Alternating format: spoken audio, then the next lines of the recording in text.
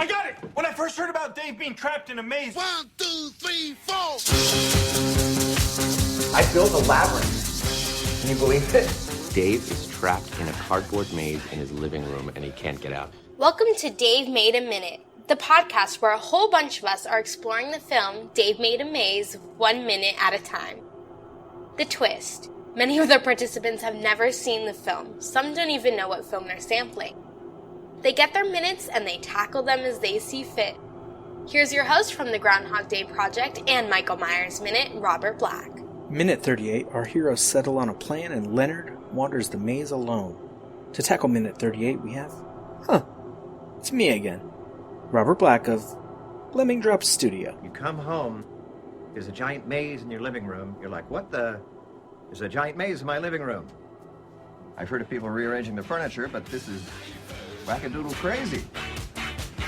Give me a sense of that. This doesn't make any sense. Is that a problem? Did you promise to myself?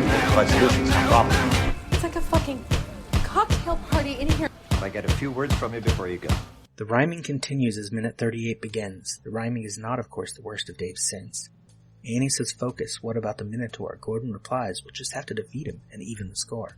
The boys get excited. Oh, yes, he's back. Felt nice. They cheer. Best friends, though, in Minute 43, Gordon will lament Dave's absent beard. He'll call him a sellout because he went out for a job. But Gordon, not everyone can remain a graphic tee and cardigan-wearing slob. There's a quick cutaway to the film crew as they high-five. But not because that's what man does, just to feel alive. Harry's all business because he wants his film made, and the lighting on him in the scene puts him half in the shade. Dave insists, listen, I am so close. Annie wonders perhaps if Dave needs diagnosed. Close to what, she asks. She's got to think he's crazy. How could you even think about building more? You moved in with him, lady. Annie knows the Minotaur may be just one of many beasts. They've already got a few friends who could use the attention of a priest. There are dangers untold and hardships unnumbered. She can't worry about the supplies with which Dave is encumbered. Dave says, I know it's dangerous and unstable, but that's because it's incomplete. He doesn't point out that he just diagnosed himself, because that would be too neat. Annie knows Dave, she loves him, she wants him to succeed, but she's gonna lose more yarn if he lets anyone else bleed. And maybe Dave gets it as he readies to leave. Follow me, he says, but he might still be too naive. Beautiful. Can I get one more for safety? Harry says, but Dave walks away. It's more important to get them out of this mess. Harry doesn't understand. Whatever they do is fine. It's perfect. It's the movie. Or as Ash Williams would say if caught in the maze, groovy.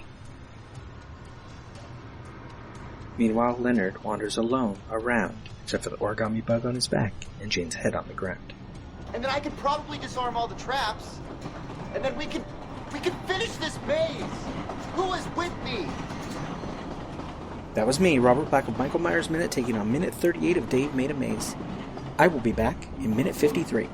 Next time on Dave Made a Minute, we've got my ex-wife Sarah and my son Kieran, taking on Minute 39. Thank you for listening to Dave Made a Minute. Intro dialogue snippets were taken from Dave Made a Maze, directed by Bill Watterson, written by Bill Watterson and Steve Sears, and produced by John Charles Meyer. Intro music is Diversion by The Equals, featured in the film Dave Made a Maze, and Life Cycle of a Match by Parvis Decree.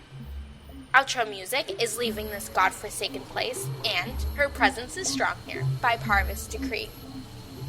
Dave Made a Minute is a production of Lemming Studio and all other featured podcast producers. You can find more content at lemmingdrops.com. Check us out on Twitter, Facebook, and Instagram at Dave Made a Minute. If you like what you hear, throw us a rating and review on your podcatcher of choice, and check out all of the participants' other shows to spread the love around. Again, thank you for listening. As long as we're all working together, this is going to be fine. It's going to be great. I need you to notify the families of everyone who died here today. Totally. Wait, what?